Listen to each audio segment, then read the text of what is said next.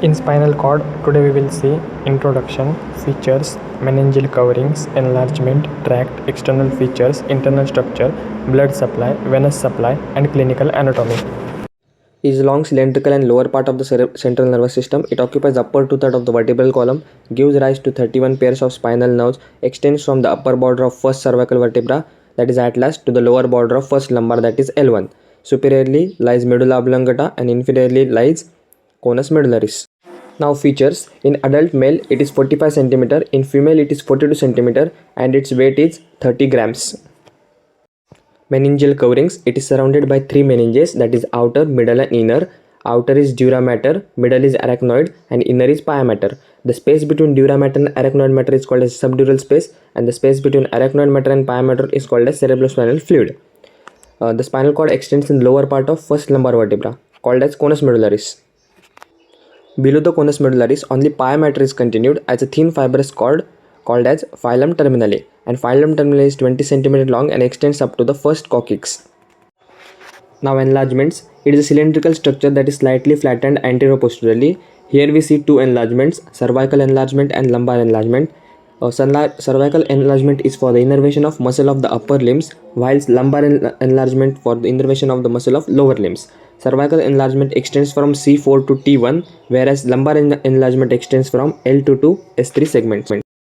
Tract is a group of nerve fibers having common origin, common termination and common functions.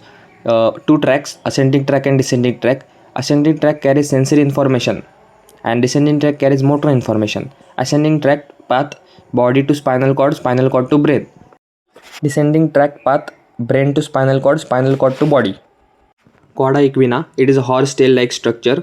Dorsal and ventral nerve roots of the right and left side of L2 to L5, S1 to S5 and coccyx nerve lies almost vertically around the filum terminale. These are called as cauda equina.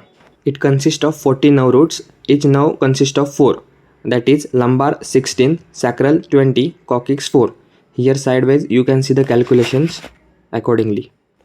Now external features. Anteriorly consists of deep median fissure and anterior spinal artery. Posteriorly it is related to the posterior median sulcus.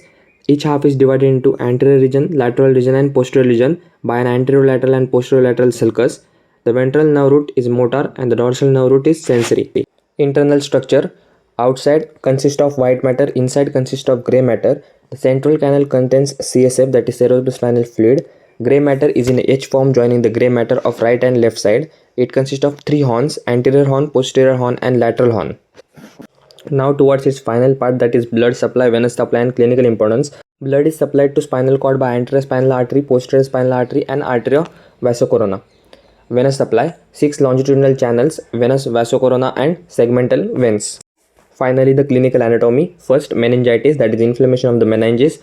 Poliomyelitis, inflammation of the lower motor neuron. Lumbar puncture, needle can be introduced into the subarachnoid space to withdraw the CSF. Brown-Sequard syndrome, caused due to the hemisection of the spinal cord, and conus medullary syndrome.